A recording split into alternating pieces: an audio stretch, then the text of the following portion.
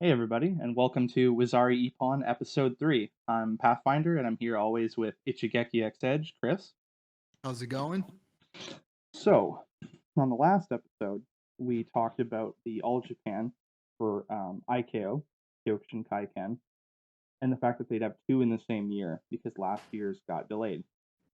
So that happened. We had the 2021 tournament in April 2022, a bit weird. Mostly the same cast of characters as last time, with the addition of Shinsei Kai Karate, which is a offshoot, like a split-off organization from Seito Kaiken. They were allowed to enter, and they had their champion Callum Black enter, who won their open weight tournament last year. So I know, Chris, you said there were a couple fighters that stood out to you this time that you wanted to talk about. So Shinsekai has been allowed to enter since at least 2015, but I think this is the first time that it was sort of made public that they were entering fighters. And like Seito Kaikon has been entering fighters in sort of IKO All Japan tournaments since For a at long least time, yeah. like the early 2000s. So yeah, but as the first sort of public display of Shinseikai within like the IKO, um, I think Callum Black was definitely the standout, and since he is their champion, I think he did okay in the Kyokushin world. He had a first round knockout via low kick, so he I was like watching the replay again, and I think he kicked the guy so hard that his knee sort of buckled in like inward, so it like gave out, and he was on the ground like writhing in pain. So that was a good first round knockout by Callum, and then in the second round, um, he lost to Okudera Yuki, uh, which Path has some opinions on that we can talk about in a little while. But he also punched Okudera in the face, and I think that sort of sealed his fate uh, in not winning that fight. But another standout was Kanehisa Keitaro. So I've known Keitaro for about 8 or 9 years now. Um, no, oh, maybe yeah, about 8 years. So he came to the tournament in LA, the U.S. weight category tournament, when he was about 14 or 15, with his Shihan from southern Osaka, like Sakai City, and we both forgot a doctor's note. I was doing kata, but you still had to have a doctor's note for some reason, so we both ended up in this like uh, sort of dingy doctor's office on a Saturday morning somewhere in LA, and they didn't really speak English, and I was willing to practice my Japanese with this 14-year-old. Uh, so and he ended up giving Christian Buffalo, who is another American um, standout now, um, a good run for his money that year. They both fought in like the 14, 15-year-old division. Uh, I forget who won, but it was either first or second that Keitaro came in. But anyway, he fought in this tournament. He now fights in the men's division. He's about 21 or 22 now, and goes to Osaka Sports University, where he is on the karate team there. So he does both, full contact, knockdown style Kyokushin and like sports karate Mm. for his university, and he does both very well. And he can switch back and forth with his style. He had a knockdown in his first fight via Domowashi Kaitengeri, like sort of like the suicide kick, um, which he scored a knockdown but not a knockout. Uh, and like we talked about last time, um, the fight stopped due to blood, so he cracked the guy's head open.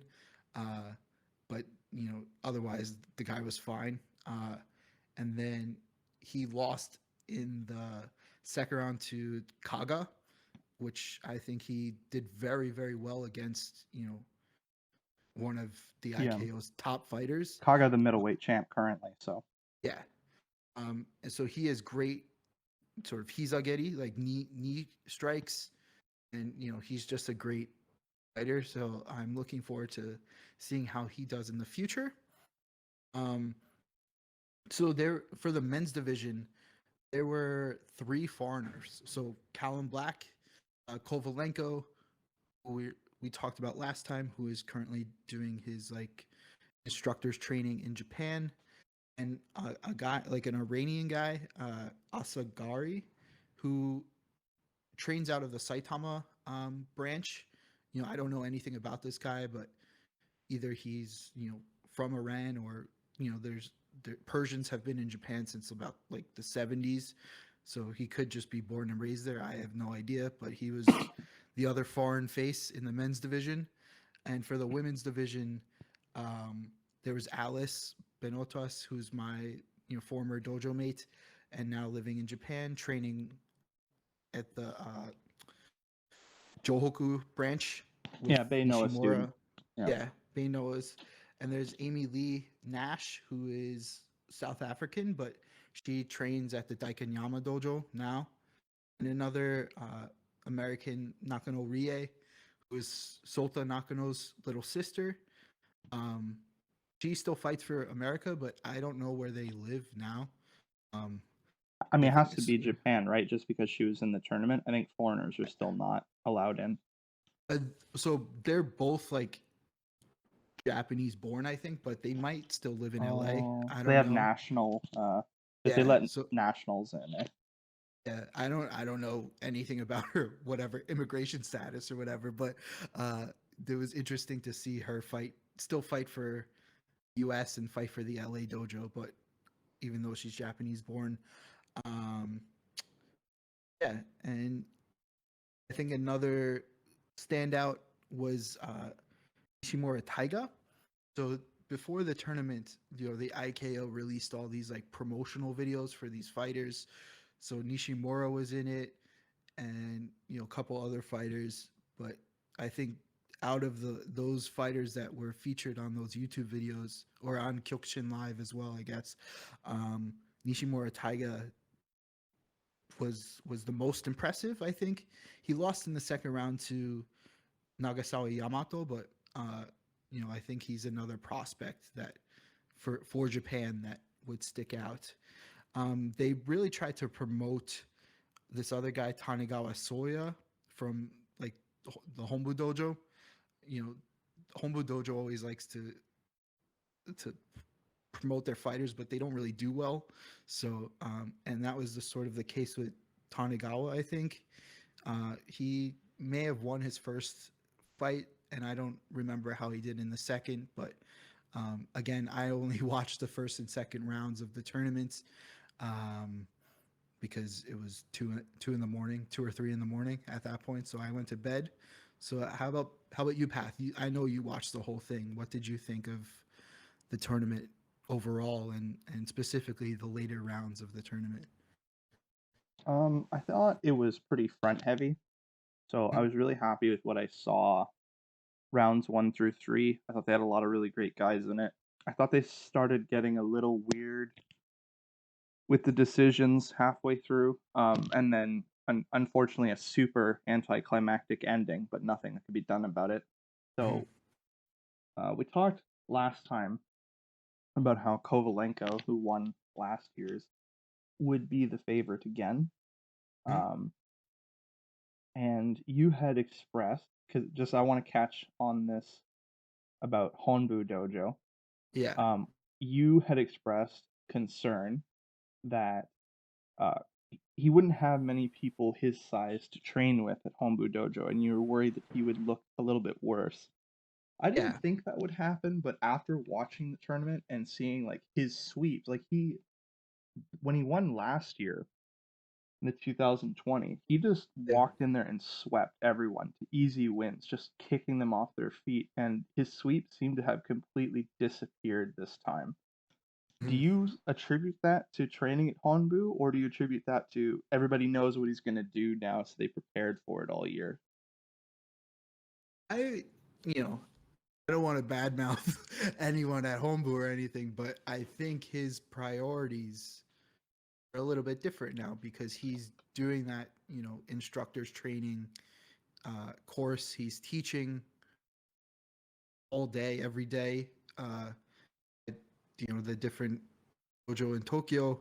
Um, but I don't know how focused he is on fighting anymore. So I think, definitely in Russia, right? His only concern was fighting, or tournament fighting, you know.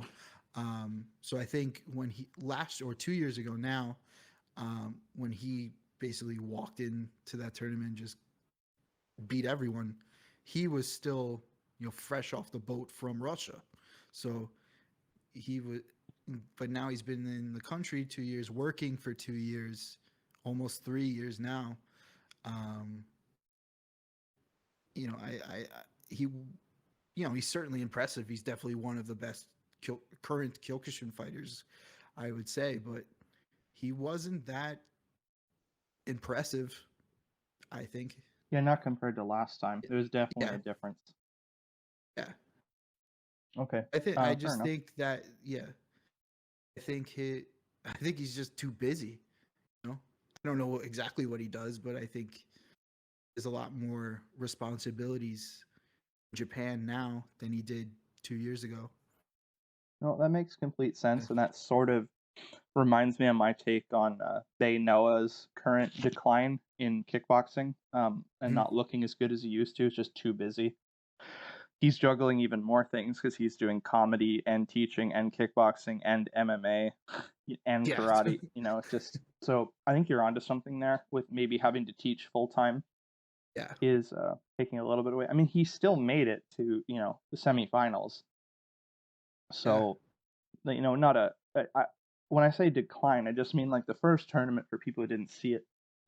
I mean, he literally just went in there like a wrecking ball and absolutely humiliated them. Like he was just kicking them off their feet, like two sweeps win, two sweeps win, and he had to fight for it this time. So I'd he made say it. he was his fighting style from. I think I watched the first two fights. Yeah, His fighting style was completely different than 2 years ago. yeah. He's He not so wasn't really sweep heavy sweeping. anymore. Yeah. Yeah, Yeah. no, absolutely. So what ended up happening was we were going to get a rematch of the 2020 final, which was Kaito Nishimura versus Kovalenko, which Kovalenko won in 2020. But Kovalenko, I think you told me he actually broke his jaw. So he fouled his opponent with a face punch, and his opponent was unable to continue. Did we get a confirmation on that he actually broke his jaw? Uh, no, I think you told me he broke his jaw. I'm not really sure This was a while where ago now, so we're where all we. confused. Yeah, this is about a month ago now. So I I think a forget. Japanese Yeah, account did tweet that at one point. yeah, I'm not sure if we ever got confirmation on if his jaw broke, but yeah. he couldn't continue Yeah, anyway. so he he fouled Yamagawa, Yamakawa, yeah. yeah, Yamakawa. So yeah, he He got got DQ'd. disqualified. Yeah, So that was so Kaito Nishimura didn't have to fight in the finals. He won by default, which I read in an article that was the first time that's ever happened for the All Japan. I uh, didn't go back through all of them to see if that was true. I'm just going to take the article at face value. I have 90% of them yeah, in the archive, but that sounds right. I don't remember this ever happening outside of a weight tournament final. yeah. Um, I I spoke remember. I spoke with Nishimura after the tournament just to Oh, congratulate him, like really? on like via DM on Instagram. Um, I just congratulated him, and he was pretty. I don't know if it was him being like humble, like a humble Japanese guy, or if he was being truthful. And he said that he wants to win decisively next time. So I think he is aware that he sort of won by default. So I don't know how much he is celebrating winning the All Japan, which is disappointing for him. I think he has worked very hard, and then he did get the win, but to have that sort of the whatever it is linger over him, or that anxiety must be frustrating. No, absolutely, and it's not Yeah, his fault, but he's gotta be aware, obviously, as he said, yeah, that, if you lost to the guy the previous year and then you won because he got disqualified the next year, you'd feel a little discouraged that you didn't get a chance to avenge that loss, right? So yeah. totally makes sense. Yeah, so Kovalenko got bounced out because of that. So that really sucked. I was hoping to see, a rematch in the final, and I got to be honest, I was rooting for Kovalenko just because I think it'd be cool to finally have, the first foreigner two-peat champ back to back. That Yeah. would have been a really cool milestone, and to show because um, I've talked to a lot of foreign fighters who fought through the '90s. Mm, Nicholas Pettis and guys who really, even to this day, feel like, rightly or wrongly, people have different opinions on the fights I'm talking about, but that they got screwed out of titles because they're foreigners. And I think we've come a long way since then, mm, specifically on the foreigner account. And I just thought it would have been a cool milestone to go, look, here's a two-peat, the first two-peat foreign champ who got fair judging the whole way through. I think that would yeah. have been a cool moment, but still, I mean, nobody's fault. He got disqualified for a foul, but I thought the Yeah, I tournament mean, was good overall. that sort of screwing over of foreigners has been a problem throughout Kyokushin history, right? So even with the first world tournament, well, Solsai was like, if a foreigner wins, I'll commit seppuku, which or ritual I suicide. So honestly feel like that's where it all comes from, that it all stems uh, back to that. Like I've heard guys on the Japanese national team say that like one of the why they get like, and especially in the earlier tournaments, you'd see them like crying when they lost to a foreigner coming off the mat because their coaches would tell them like you killed Sosai.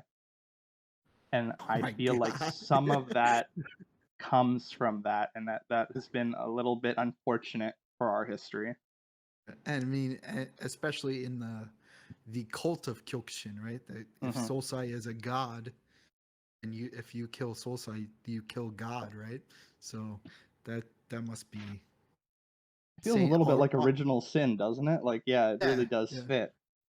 On top of sort of the already, if you are familiar with Japanese culture, that pressure or that guilt is already there, regardless of who they are fighting or whether they win or lose. I think there is a major pressure coming from coaching staff, from within the organization. So that it all around can't be a good training environment, I think.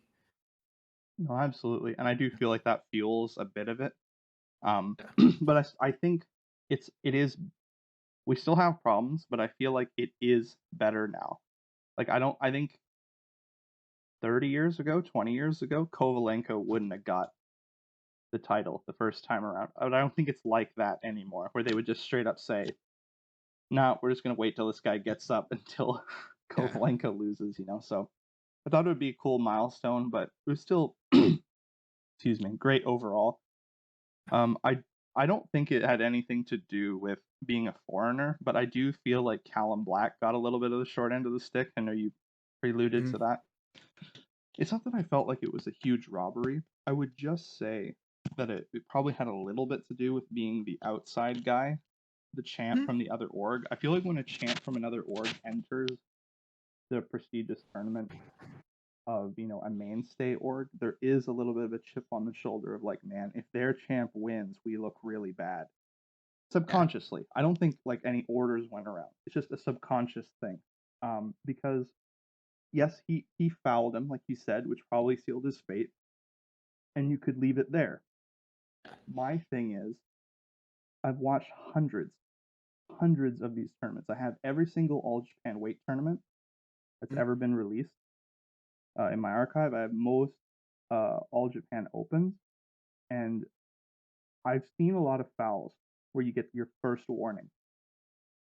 Yeah. And whether that counts towards the judging, like even if it's razor close and one person fouled, Yeah. I feel like whether it counts in the judging, like affecting one way or another, seems to just depend on the day.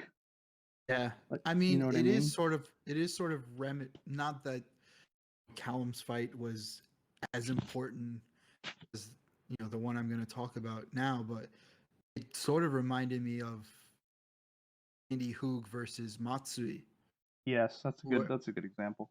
where towards the end of, I think they went like two two extensions, maybe like 3 rounds. 3 rounds total. Yeah. Yeah.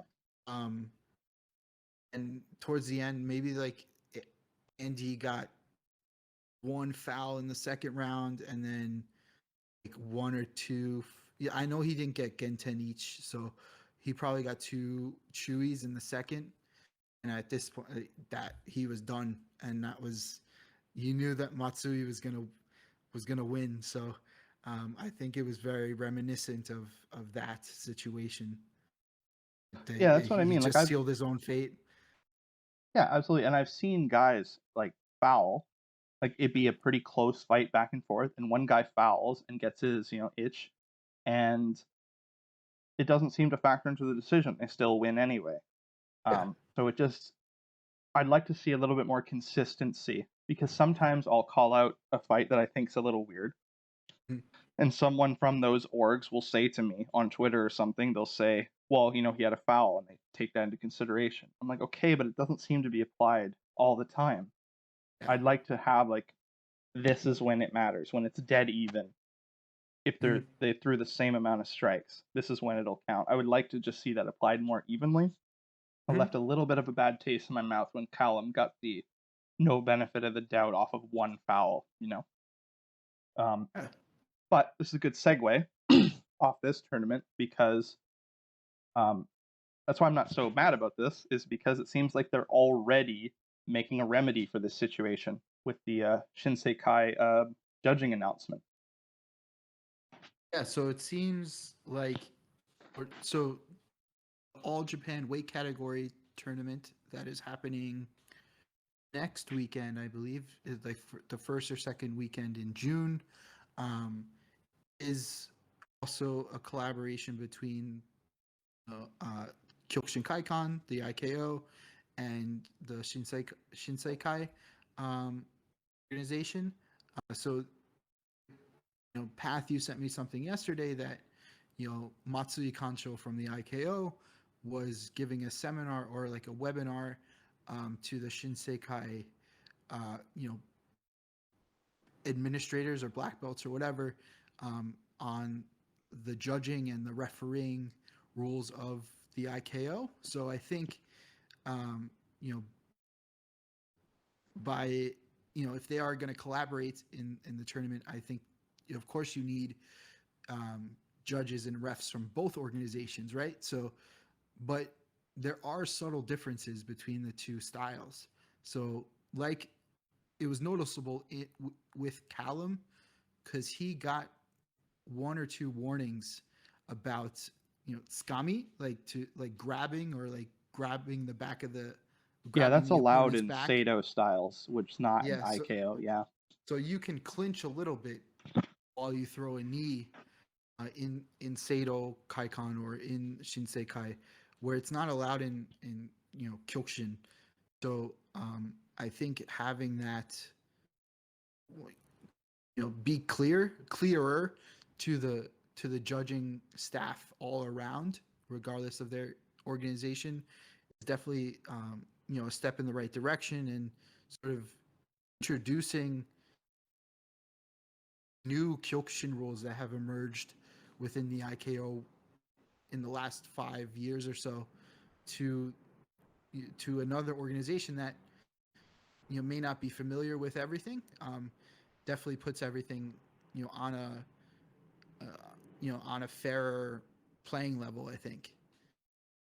No, absolutely. And I'm really happy to see this because there's a lot of the bigger organizations saying that even they see how ridiculous the splintering of karate has become, and they want to make these joint orgs, and we're inviting this dojo to be a part of our tournament and that dojo.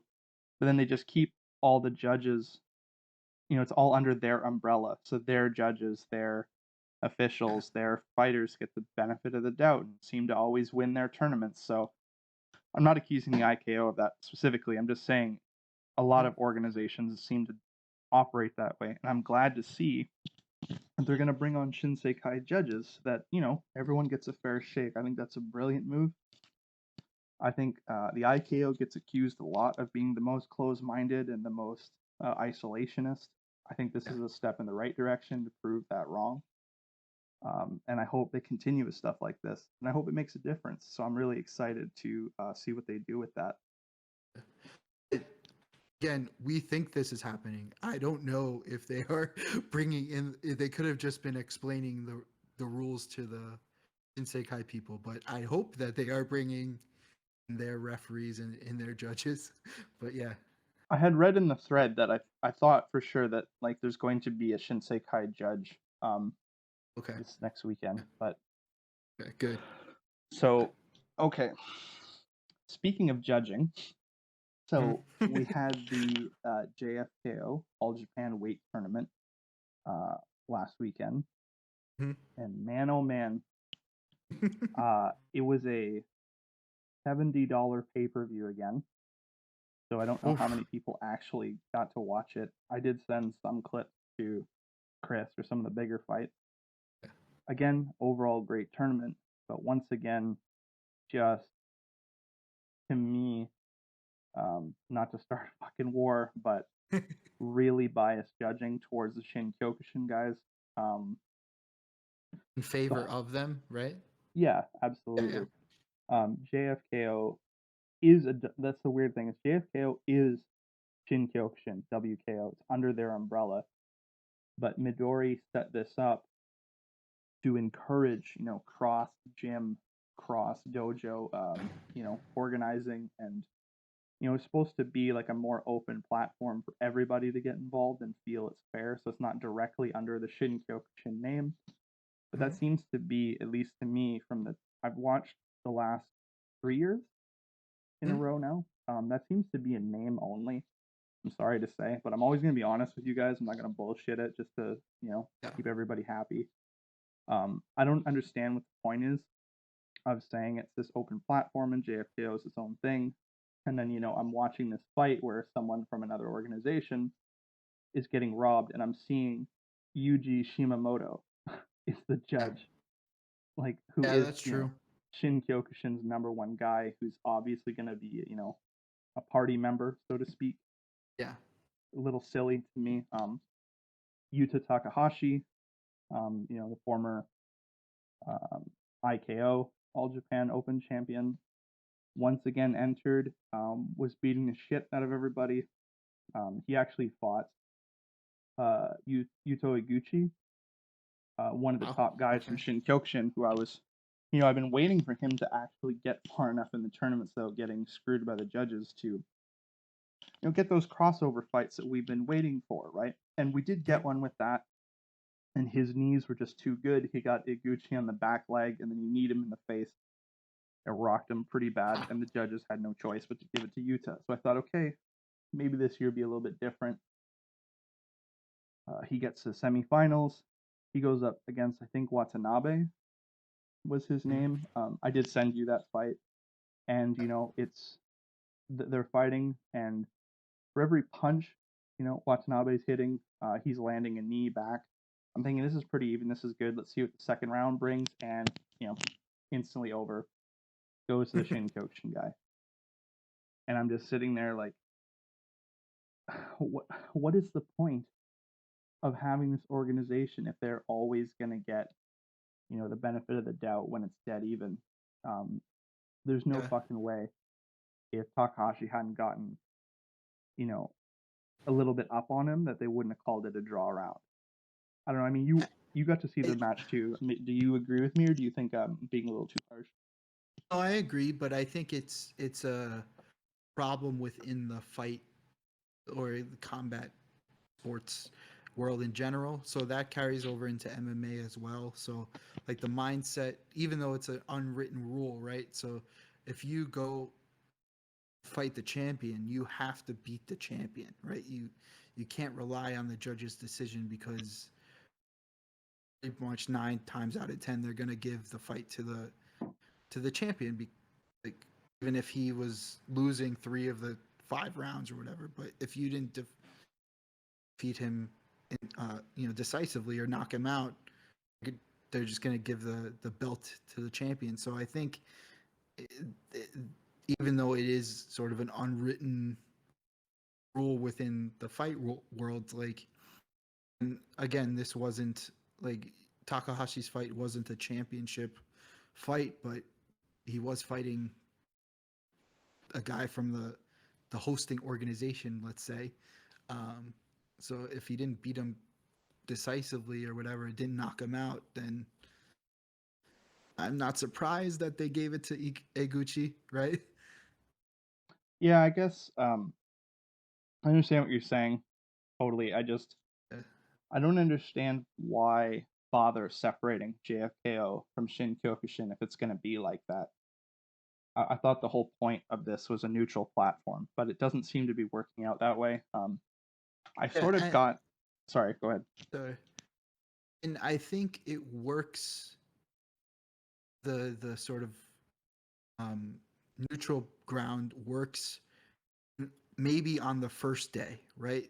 Where you have guys from these little dojo from all around Japan, they get to fight each other. But again, they're not elite fighters. Like if you come from like a small town dojo where you're the only fighter, like, and you're like 19 or whatever, like you're Right, not going to be elite fighter compared to like these Shinkyokushin guys or like even the Byakuren guys who, you know, for all intents and purposes, are professional fighters and they fight, you know, 4 or 5 times a year.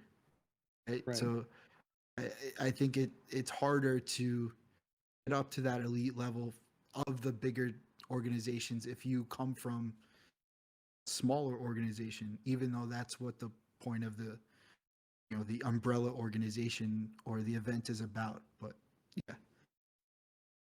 Yeah, that's fair enough. I mean, I got my Yeah. first taste of it. I think it was 2020, Hmm. the 2020 JFKO. Might have been 2019. Anyway, in the semifinals.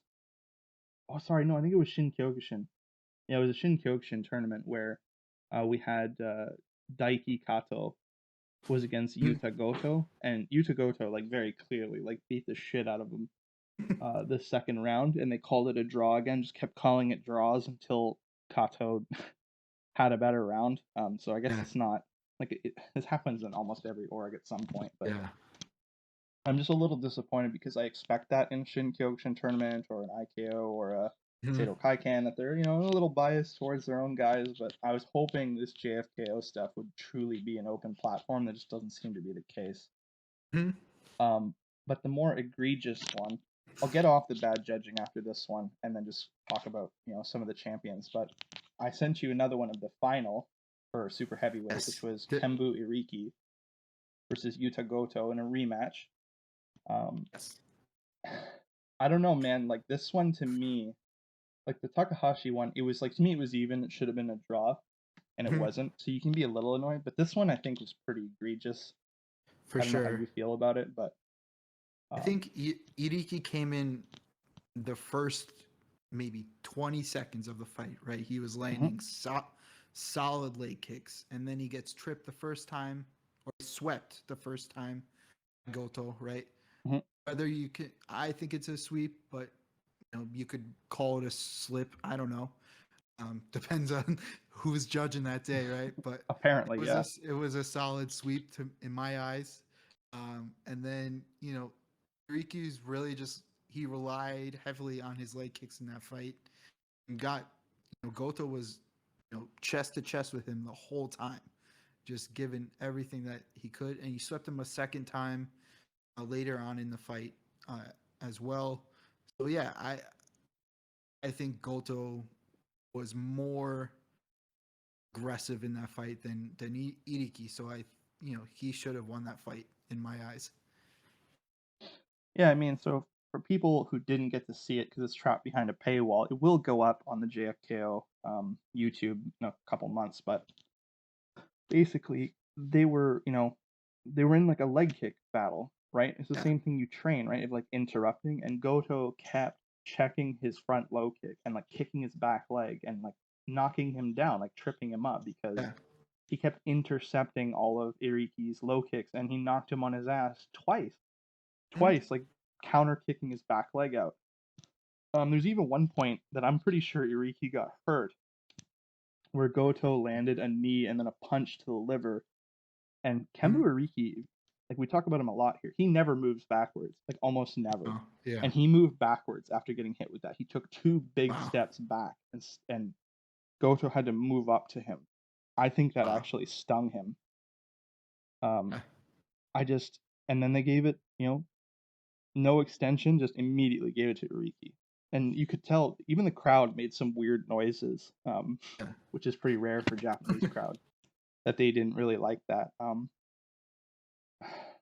Goto's from Mac Dojo, so he's Mhm. not a Shin-Kyokushin guy. This is the second time he's fought Iriki.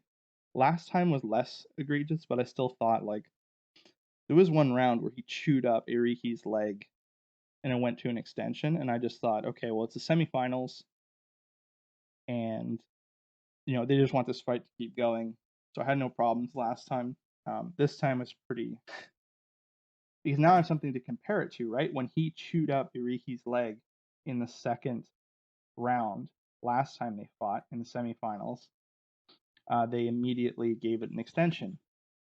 But and then this time they Yeah. immediately give it to Iriki. It seems like it's always gonna go towards the Shin Kyokushin guy. I don't know how anybody could watch that fight and think that.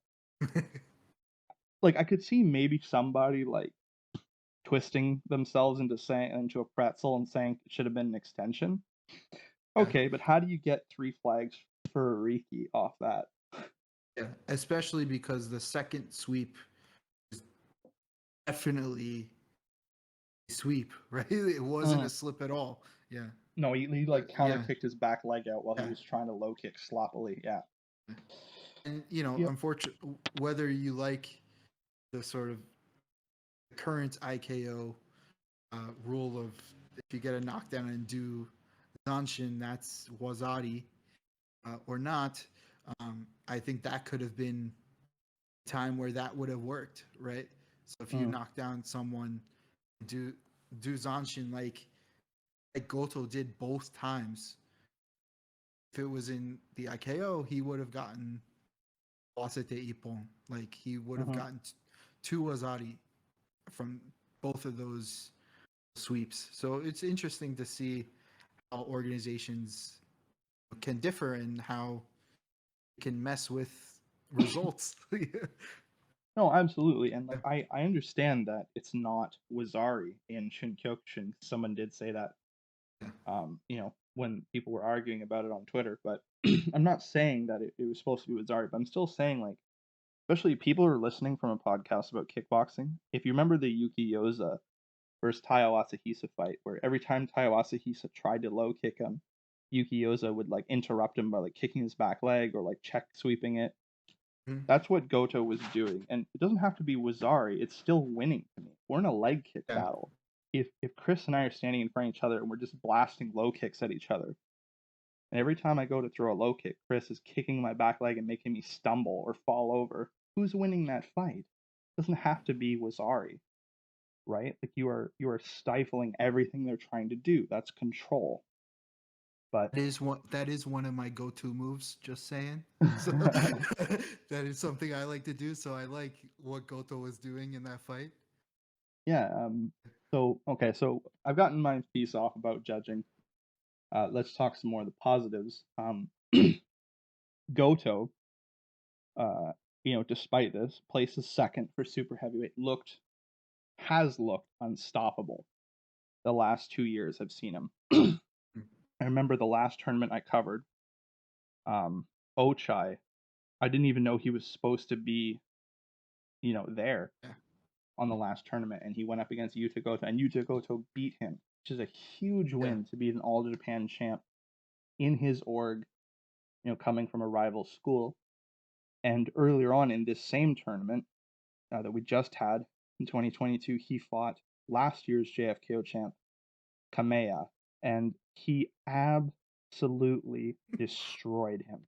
wasn't even close. He just walked up to him, started punching him, and he immediately started going backwards. And as soon as he had him going backwards, he just threw like 10 knees and actually caught him in the face with the knee and dropped him. And Ippon just finished last year's champ. And it was super, super impressive. Um, I'm I'm blown away by Goto. He's given Daiki Kato all he could handle, and in my opinion, got gifted a decision. I think he beat Kato. He fought Iriki twice. At the very least, you can say they went toe to toe. And now, he's beaten Ochai. He's beaten. I've seen him beat Iguchi at the Shin Kyokushin 2020 All Japan. He finished him with leg kicks. It's another of the top Shin Kyokushin guys. Destroyed his leg with low kicks to get third place. I mean, he's fought, other than Yuji Shimamoto, he's fought all their top guys. And in my opinion, proved he can beat them on any given day. So to me, Yuta Goto is,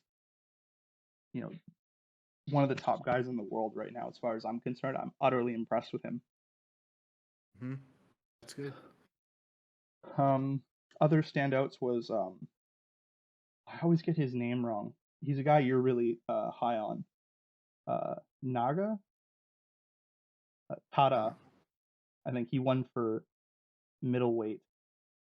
I don't remember. I'm blanking out on these Yeah, one second. I'm gonna have JFKO to. guys now. Narayoshi Tada. There we go. Sorry, he's newer Yeah. to the organization. I think he's only 21. He's Shin Kyokushin, and he looked amazing.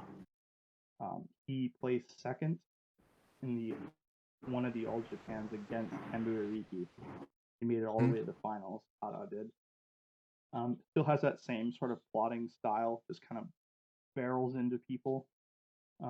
He reminds me a lot of Takagi from IKO. Oh wow, yeah.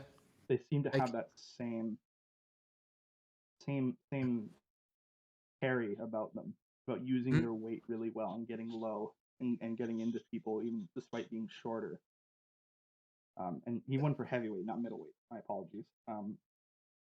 He looked really impressive. Interesting thing they did is they didn't have third place fight offs like they normally do. Usually the losers from the semifinal brackets fight each other for third place. They didn't do that this year. Both semifinal guys who got bounced were both given third place, which I've not seen that's before. weird. Yeah, so Takashi Torihara and Yuta Takahashi both are third place this year for heavyweight, which I've not seen before. And then Yuya Tanaka, who I've been really high on, and Gentaro Ishino are both third place for middleweight. Wow. Yeah, kind of strange. And then I would say, it was a weight tournament? Yes. Okay. And there was 5 weight classes this time, not 4, like IKO does a lot of the time. So they had light middleweight and middleweight. Okay.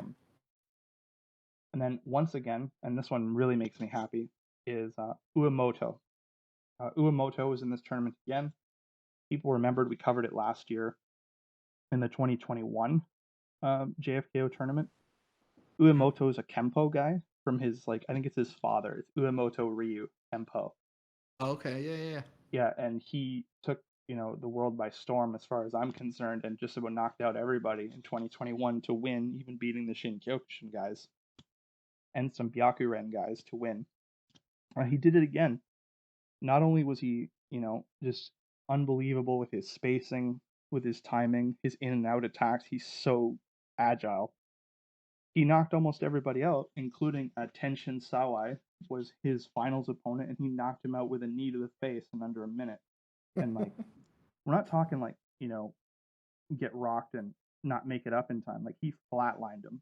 He was out for a solid minute and a half. They had to bring the doctors in. So he's a 2-peat champ now.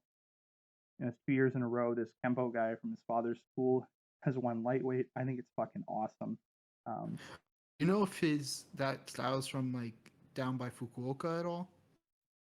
I would be lying if I said I knew what area he's from, but because I there are a couple like sort of Kempo schools down there that are very, very strong, and Hmm. but I don't know how often they compete in these kind of tournaments. So I was just curious. I did see a lot of Kempo badges or like Mm. crests on people's gis that looked And similar to his.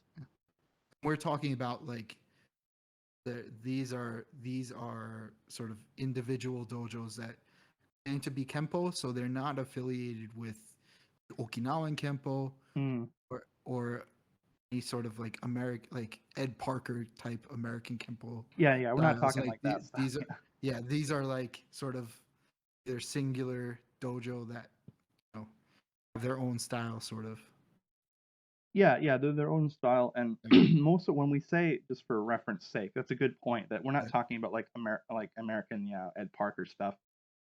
Even Byakuren, uh, a lot of people consider more of a Kempo style because it takes like Chinese yeah, martial art influence. it comes from Shorinji Kempo. Exactly. Yeah. Yeah, but So same Kempo same type of thing. It's like is just karate yeah, mixed with yeah, kung fu. Yeah. yeah. It's less the American style and more like that. It's like a Chinese Kempo mixed with Kyokushin karate that these guys do. And Uemoto, Mm, same situation. yeah. So yeah, he's looked unbelievably impressive. He's knocking everybody out. He's a two-peat champ despite not being from, any org that really is on the radar right now. I think it's awesome. A couple guys, some trainers who do train both karate guys and K1 guys, like Sawa on Twitter. I know he, Mhm, Aaron, once again covered most of the coverage for me again. Shout out to Aaron, who's helping a lot with Cooktion Analyst and helping Chris as mhm, well while I'm away. Um, he retweeted the knockout and said like this guy's so impressive, like he could probably go to K1 and be a champ, but he's ours is what he said basically. Like we need him in karate, we need a guy like this in karate. He's ours. I thought that was cool that he's getting recognition from everybody. Super impressed with Uemoto. I think he's going to be around for a long time. Okay, so that covers the two tournaments, the two major ones, because we've talked about before. Spring, about now, tends to be the weight tournaments, and then the fall tends to mhm, be like the open weight and the world tournaments and stuff. So we're just about out of the spring season. mhm. But there's one more left that we alluded to, which is the All Japan Weight Tournament on the 4th of June, I think, for Yes. IKO. Do you have any Mhm. thoughts on that one? I think it will be sort of a pretty similar to the All Japan that was in April, although it is divided by weight categories now. So I'm not too familiar with who's in what category, but I think it will be generally the same roster of people, including Callum Black, hopefully. And you mentioned that Chiharu, I forget his last name, but he's doing kickboxing now. He's coming back for the weight category tournament, right?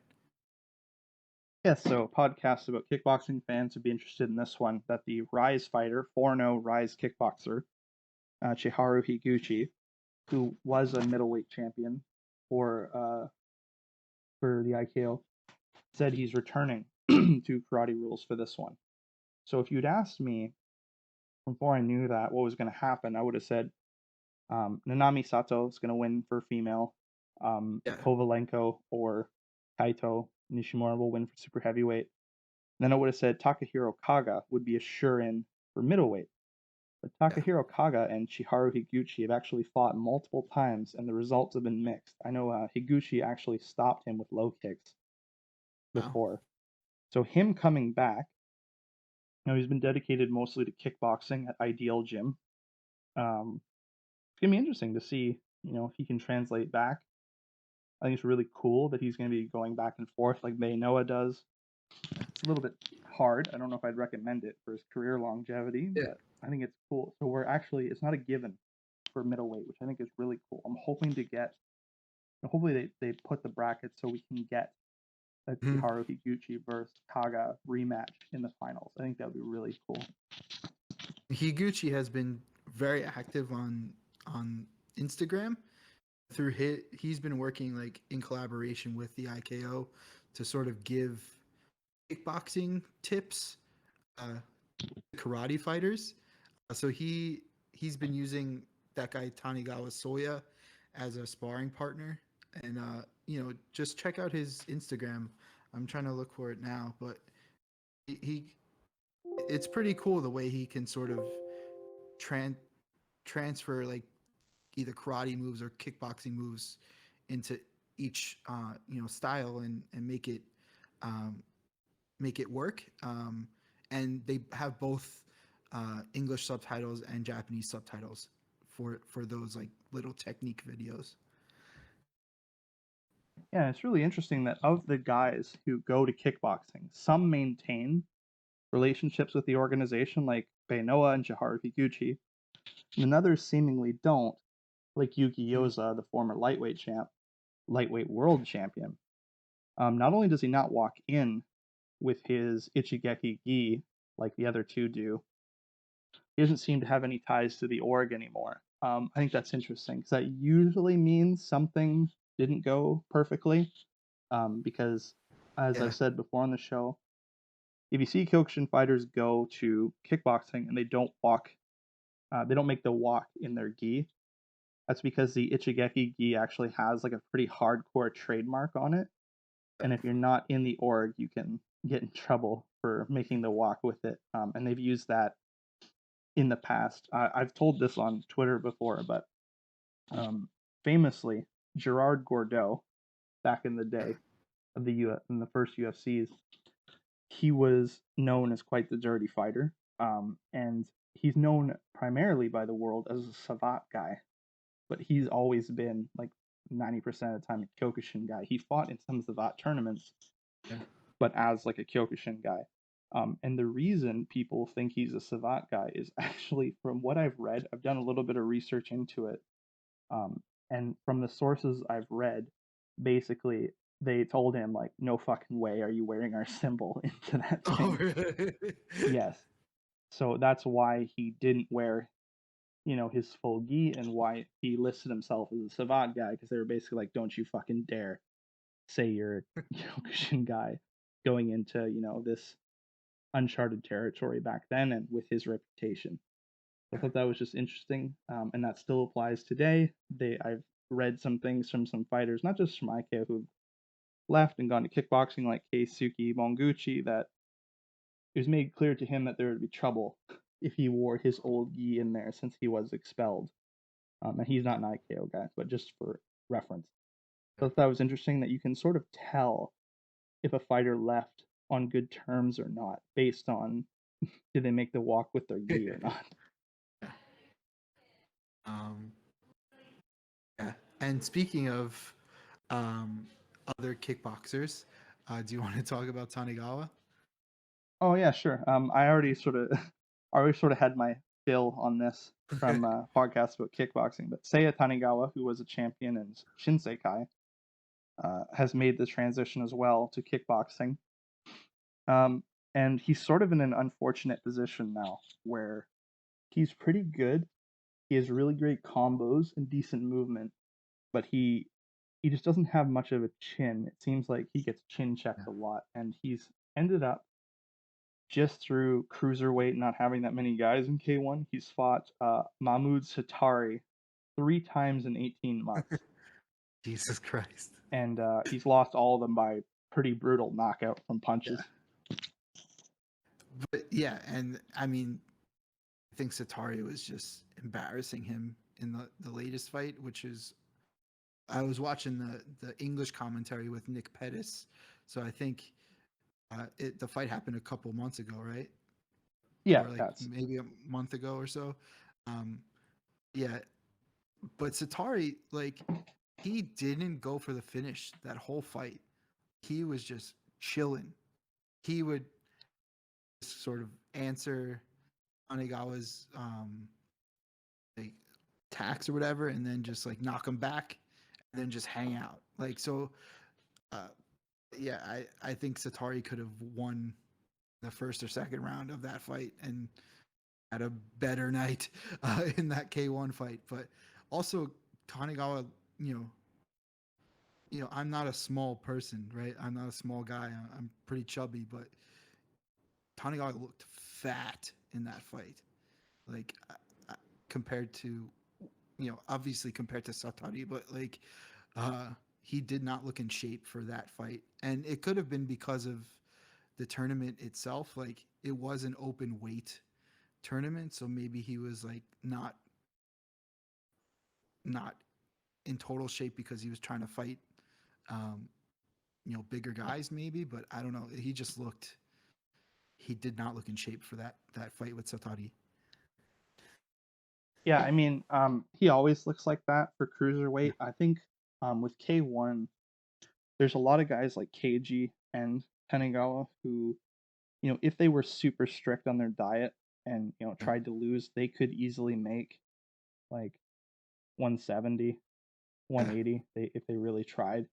But for whatever reason, are in the heavyweight category. I think it was probably from his karate days of fighting open weight and having to be bigger than your natural body size.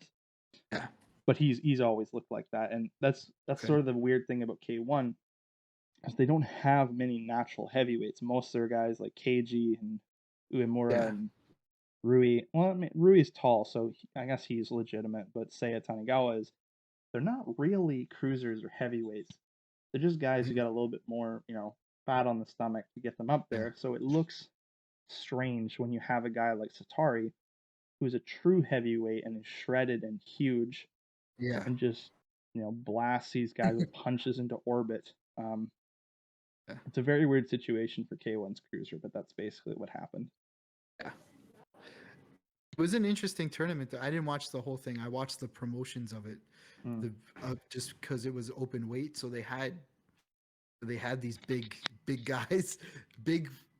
They were big in general, but they were especially large compared to the normal Japanese person or Japanese fighter. So I was sort of excited to see what would come of it, but I don't think it was like a very productive tournament. Or right, like I think they kind of it was sort of just a brawl. I think No, for those absolutely, guys, and yeah, we talked about that on podcasts like kickboxing. A lot of people in the J kick world were memeing on this tournament of just a bunch of guys who were basically just overweight and aren't in their yeah, natural weight. Just by not specifically Tanagawa, but there was some I can't remember his name, but there was a really fat Muay Thai fighter that was in the tournament, and then you've got like Animal Koji and yeah, just these. It was a weird cast of characters. Let's just say that it felt more like a meme tournament, like maybe Super Hulk tournament yeah. back in the day. People remember Dream. Oh, yeah. It felt more like that than Is he the Korean guy? yeah. Yeah, yeah. So it was it Um, was a bit of a meme tournament, but speaking it was of fun. so yeah, speaking of bigger guys that for Japan, it kind of reminded me of the time I went to a bare knuckle kickboxing fight in Japan, uh, where everyone, including myself, was tattooed. So I'll just leave it like that. Whether have certain affiliations to certain fraternal organizations or not was up for question. But I don't know. Uh, yeah, I went to this um, bare knuckle kickboxing fight in 2015 when I was living in Japan in the town that I studied abroad in. And I showed up and, I was sitting down and these older gentlemen in tracksuits and drinking wine out of the bottle in the stands of this auditorium uh, sort of beckoned me over and like asked me the standard questions of like, oh, are you American? What are you doing in Japan? And like I was just trying to watch the fights, and I sort of, obviously these guys, I believe they were members of certain organizations, let's say, um, uh, not karate organizations, organizations of the fraternal kind, but they they sort of beckoned me over, and I was like, "Oh no, no, I'm watching the fight." And then they finally were like, hey there, like come here. And I was like, okay, I'll come sit with you. So I sat with these gangsters for the rest of the event, and they were like, oh, our guy is coming up next, and he was like, pounds, like couldn't even fit into his karate gi, had like an awful like Japanese style like tattoo sleeve that wasn't even finished, and he just like sort of attacked this Korean karate who's actually a Byakurin fighter, but from Korea. So I, of course, I wanted the Korean guy to win, but they were not. They were not too pleased with having a Korean in the fight, so they were obviously against him and they were for his guy. So they made me root for their guy.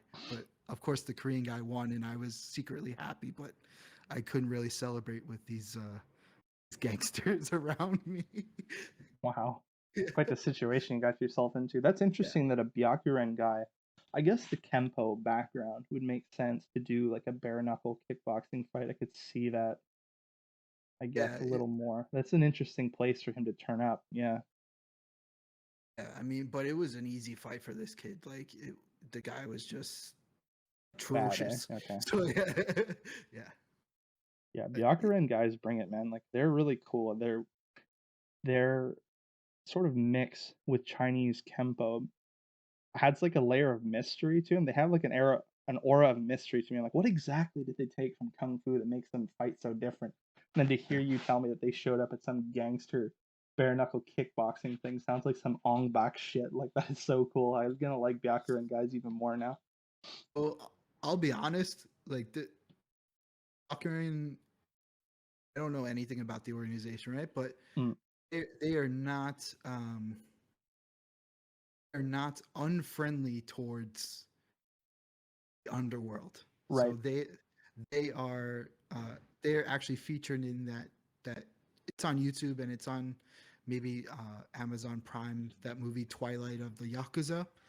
So they somewhere in Osaka that they have a special class for ex Yakuza that want to sort of get back, whether they're in like recovery now or whatever. They train at one dojo under the Byakuren uh, brand in Osaka, and it was featured in that movie. So they're not uh, they're kind of okay with gangsters, I guess. But as an organization, I know nothing about what their Oh, fair enough. Yeah, I intentions actually are, didn't know that. whatever. That's really interesting. Okay. So we've covered the major tournaments that happened. And we've got the IKO weight. Hopefully, we'll see Callum Black. We'll see some Shinsekai judges. I think Higuchi will win middleweight. I think Nanami Sato's set to win the women's division. And I think unless Kovalenko doesn't enter, he'll win heavyweight. One final thing, though, as we wrap up, you know, the upcoming tournaments and the landscape. Something I've been thinking to myself when I'm watching, JFKO, when I'm watching the All Japan's been watching a lot. We watched the Baltic Cup last year, which we thought was the best tournament of the year.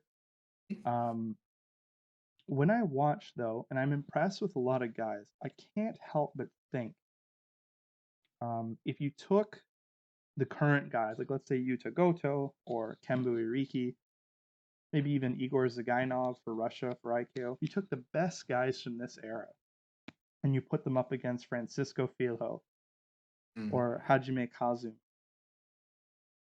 there's sort of a belief in the sports world that it's ever evolving, ever improving. Like every generation's better than the last. And I don't know if I subscribe to that theory.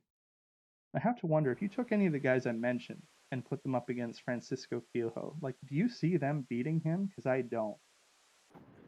Not at all. I think those '90s guys, that was the golden era of Kyokushin, and I think I, I don't see them beating any of Filio or Kazumi or even Gary O'Neill. Um, it would be interesting to see the Gainoff and O'Neill go head to head, because it would just be head kicks galore. But but yeah, I don't think the current uh, crop of Kyokushin fighter, younger Kyokushin fighters, um, would be on par with guys from even the late '80s, but especially late '90s.